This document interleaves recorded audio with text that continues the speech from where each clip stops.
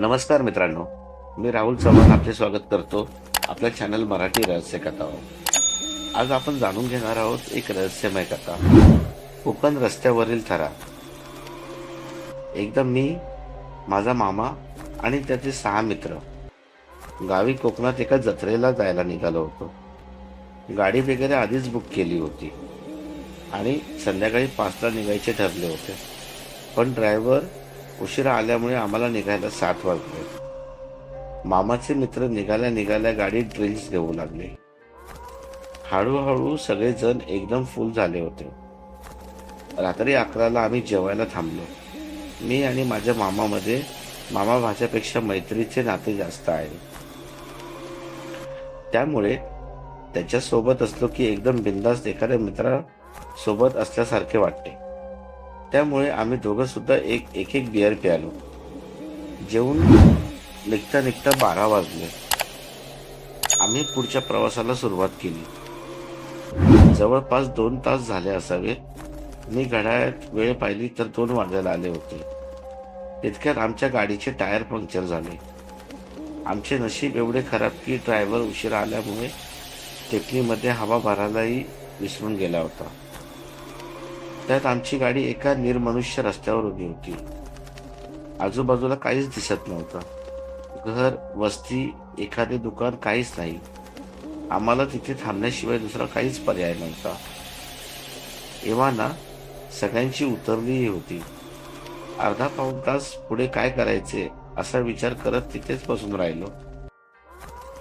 त्यातल्या 2-3 तहान लागली. आता अशा ठिकाणी पाणी मिळणे जवळजवळ अशक्य होते.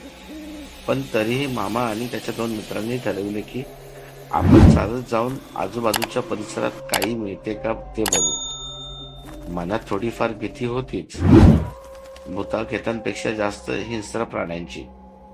कारण आमची गाडी ज्या ठिकाणी बंद पडली होती त्या भागात अगदी घनदाट झाडी होती.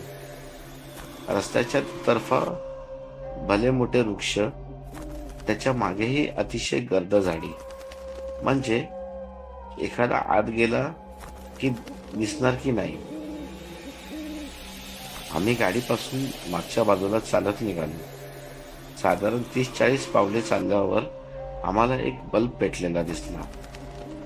आम्ही त्याच वाटेने पुढे चालत निघालो. काही मिनिटं चालत गेल्यावर एक छोटेसे कौलारू घर दिसले. रस्त्याच्या थोडं आतल्या भागातच होतं. नाही म्हटले चला, निदान पाण्याची सोय तर झाली. आज इथून पाणी तर नक्कीच मिळेल. दारूच्या रिकाम्या झालेल्या 4 बाटल्या सोबत घेतल्या होत्या आम्ही, म्हणजे पाणी त्यात भरून आणता येईल. आम्ही त्या घराचं दार वाजवलं, पण आतून काही प्रतिसाद आला नाही.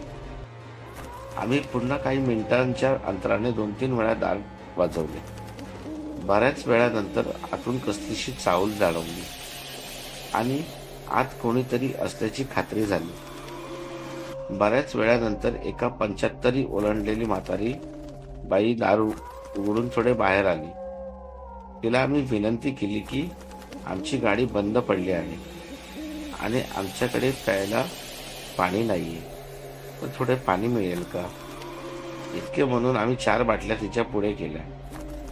ती म्हातारी आमच्याकडे पाहत होती, म्हणजे प्रत्येकाकडे. एकही शब्द बोलली नाही.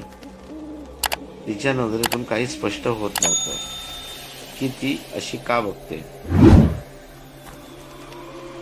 काही न बोलता तिने आमच्याकडून त्या बाटल्या घेतल्या आणि आत निघून गेली. आम्ही ते घर न्याहाळत होतो. खूप जुन्या पद्धतीचे होते घर ते. शेणाने सावरलेल्या भिंती, कौलारू छत, दरवाजा ही अगदी जुना भासत होती. 10-12 मिनिटांनंतर ती त्या बाटल्या भरून घेऊन आली आणि आमच्या हातात दिल्या. आम्ही तिचे आभार मानून तिथून निघू लागलो. तितक्यात ती जे म्हणाली ते ऐकून माझ्या काळजात अगदी धस्त झाले. ती म्हणाली, इथून जितक्या लवकर जमेल तितक्या लवकर निघून जा. ही जागा तुमच्यासाठी माझी. आम्ही फक्त होकारार्थी माना डोलवल्या आणि झपाझप पावले टाकत पुन्हा गाडीजवळ आलो. माझ्याकडून मदत मिळेल असे वाटत नव्हते, कारण गेल्या तासाभरात साधे एक वाहनही दिसत नव्हते. तरी आम्ही थोड्या वेळ रस्त्याच्या कडेला थोड्या वेळ थांबायचे ठरवले. त्या म्हाताऱ्या बाईचे बोलणे ऐकून झोप तर उडूनच गेली होती, पण तरीही आम्ही 8 जण असल्याने थोडे बिनधास्त होतो. सहज म्हणून घड्याळात वेळ पाहिली तर 3:30 वाजले होते. आम्ही तिथेच बसून अजून अर्धा पाऊण तास काढला. हळूहळू उजाडू लागले होते. इतक्यात एक दुधाची मोठी गाडी जाताना दिसली. तसे आम्ही हात करून मदत मागितली. आमच्या गाडीचा ड्रायव्हर आणि मामाचा एक मित्र त्या गाडीत बसून पंक्चर काढण्यासाठी निघून गेले. सकाळ झाली आणि आमचा घसा कोरडा पडला. पुन्हा तहान लागली होती. विचार केला की जाऊन अजून 2 बाटल्या भरून आणू त्या म्हातारीकडून. तसे मी, मामा आणि मामाचा एक मित्र असे आम्ही तिघे पुन्हा त्या घराच्या दिशेने चालू लागलो. पण त्या परिसरात घर काय, एक विजेचा साधा खांबही नव्हता. आम्ही जरा गोंधळलो. वाटले की चुकीच्या दिशेने आलो. आम्ही तो परिसर पिंजून काढला, पण आमच्या गाडीपासून जवळपास 1 किलोमीटर पुढे आणि तितकेच अंतर मागे कोणतेही तसे घर नव्हते. अगदी निर्जन परिसर होता तो. ते घर शोधण्याचा बराच प्रयत्न केल्यानंतर आम्ही शेवटी हताश होऊन पुन्हा आमच्या गाडीजवळ आलो. काही वेळात ड्रायव्हर आला. त्याने टायर फिट केले आणि आम्ही पुढे निघालो. आम्ही सगळे जण जाताना ते घर दिसतंय का ते पाहत होतो, पण ते कुठेही दिसले नाही. तिथून साधारण 30 किलोमीटर अंतरावर एक गाव लागले. तिथं थांबून आम्ही जरा विचारपूस केली, तेव्हा कळले की त्या भागात एकही तसे घर नाही. मला खरंच माहीत नाही जे घडले ते नक्की काय होते. या गोष्टीला 12 वर्ष झाली. त्या म्हाताऱ्या बाईचा चेहरा अजूनही नीट लक्षात आहे माझ्या. आजही तो आठवला की अंगावर शहारे येतात.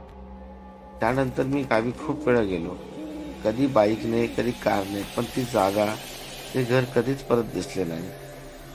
जे काही त्या रात्री आमच्या सोबत घडले त्यात देवाचा हात होता की भूताचा हे माहीत नाही, पण जे काही झालं त्याने आम्हाला मदतच केली. आम्हाला कसलाही त्रास दिला नाही. मला ही कथा कशी वाटली हे कमेंट करून आम्हाला सांगा. आणि आपण नवीन असाल तर आपल्या चॅनलला सबस्क्राईब करा, लाईक करा, शेअर करा. आणि आशा आहे की तुम्हाला कोकण रस्त्यावरील थरार ही भयकथा नक्कीच आवडली असेल. धन्यवाद.